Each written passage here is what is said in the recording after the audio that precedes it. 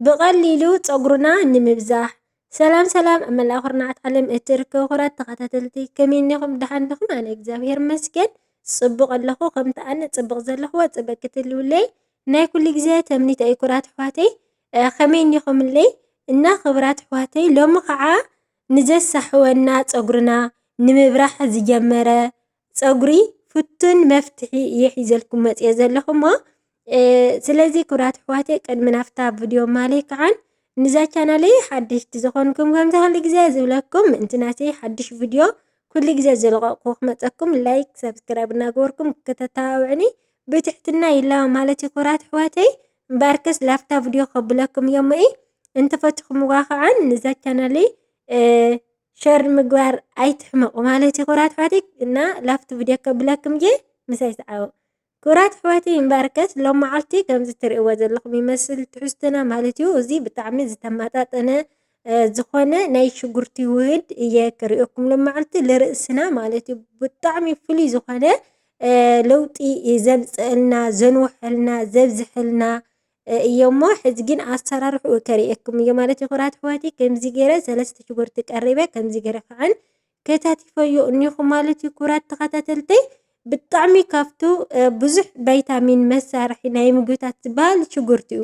ካብኡ ድማ ቀንዲ ኦሪጂናል ድማ ንፀጉርና ዘዋህድልና ፀጉርና ዘንውሐልና ዘብዝሐልና ምብራህ ንዝጀመረ በቃ ኮታስ ንኩሉ ነገር ዝጠቕመና ናይ ግንባርና ይኹን ዘንውሐልና ፀጉርና ዘልስልሰልና ብጣዕሚ ፍቱን ዝኾነ ናይ ሽጉርቲ ድማ ከምዛ ትሪእዋ ዘለኹም ክሰርሓ እየ መሳርሒኣ ድማ እዚኣ ቀሪበ እኒኹ ማለት እዩ። ክቡራት ተኸታተልተይ ብጣዕሚ ኩሉ ግዜ ክትምክርዎ ዘለኩም ማለት እዩ። ክቡራት ተኸታተልተይ ኣነ ሽጉርቲ ዕሲረ ከምዚ ገይረ መሳርሒኡ ቀሪበ እኒኹ ክቡራት ተኸታተልተይ ማለት እዩ።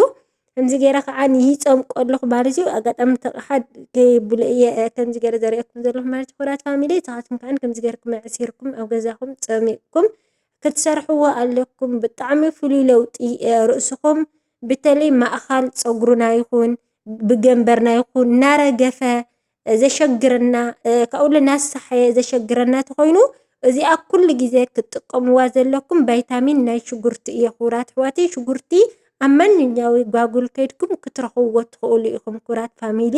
እዚ ግን ብቕልል ዝበለ ከምኡ ከዓ ናይ ብርቱካን ክትሓውስሉ ትኽእሉ ኢኹም። ኣጋጣሚ እቲ ሽጉርቲ ጨና ንኸይጨንየኩም ናይ ንቑፅ ብርቱካን ክትጥቀምሉ ትኽእሉ ኢኹም ሓዊስኩም ምስኡ ወይ ከዓ ሩዝ ኣዝመሪ ከዓን ብጣዕሚ ሓሪፍ እዩ። እዘን 3 ዓይነት ክትጥቀምሉ ትኽእሉ ኢኹም ክቡራት ፋሚሊ ምስኡ ሓዊስኩም። ኣነ ግን ንክስካው ብዚአን እየ ብቻ ተጠቐመ ዘለኹ ማለት እዩ። ክቡራት ኣሕዋተይ እና ካልእ ግዜ ከዓን ስርሕልና ተይልኩምኒ ከምኡ ገይረ ከምፅአልኩም እየ ሰሪሐ ማለት እዩ። እና ኣብዚ ከዓን ፀጉረይ ይኻፍል ኣለኹ ብደንቢ ፀጉርኩም ካፊልኩም ማሰክ ክትገብርዎ ኣለኩም ማለት እዩ። ክቡራት ተኸታተልተይ ምክንያቱ ላፍቲ ውሽጢ ናይ ስጋና ምእንቲ ብጣዕሚ ፅቡቕ ክኾነልና እንድሕር ብደንቢ ጌርኩም ከምዚ ጌርኩም ሓዋዊስኩምዎ መራእዩ ለውጢ ለምፀልኩም ኣብ ፀጉርኩም ማለት እዩ። ናኻፈልኩም ውሽጣ ውሽጢ ብደንቢ ክሰቲ ኣለዎ ማለት እዩ። ክቡራት ተኸታተልተይ ብጣዕሚ ምርጥ ዝኾነ ፀጉሪ ዋላ እቲ ሕብርናሲ ናይሲ እቲ ሕብርናስ ገለ ዓይነት እዩ ዝገብሮ ክቡራት ኣሕዋተይ ብጣዕሚ ድሙቕ ፀጉሪ ይገብሮ የንውሐልና የብዝሐልና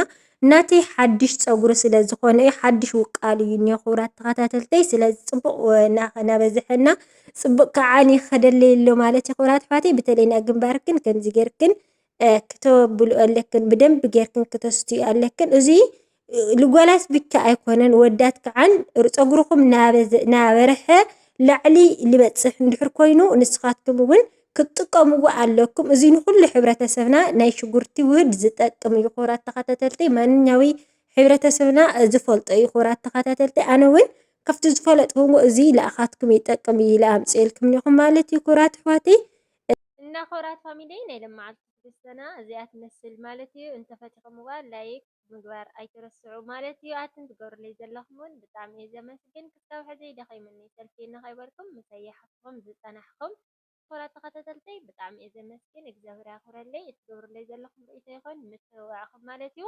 ክቡራት ኣሕዋተይ ከምዛ ናይ ለማዓልቲ ጌርተን በተለይ ደቂ መዳም ክትፍትኑ ኣለኩም ማለት እዩ። ዝተፈላለየ ነገራት ኣብዚ ኣነ ዝተጠቐምኩሉ እየ ዳኣብ ናብዚ ዝዝርግሑ እምበይ ዘይተጠቐምኩሉ ኣይዝርግሑን እየ። ከምቲ ኣነ ዝጠቐመኒ እውን ንስኻትኩም ኣሕዋተይ ክትጥቀምሉ ኢለ እውን ኣብዚ መፅአ ይዘርግሐልኩም ኣለኹ ክቡራት ፋሚሊ። ንስኻትኩም ከም ትጥቀማሉን ከም ትጥቀምሉን ተስፋ ይግብር ማለት እዩ። እና ክብራት ፈተይ ብኻልእ ትሕዝቶ ዝመፀኩም ከዓ ሰናይ ንዓኹም ብጣዕሚ እየ ዘመስግን እግዚአብሔር ያክብረለይ ታንኪ ሰማች እና ክብራት ፋሚሊ ምእንቲ ኩሉ ግዜ ሓድሽ ቪድዮናተይ ዝለቀቅኩ ክመፀኩም ላይክ ሰብስክራይብ ቤተሰብ ኩኑ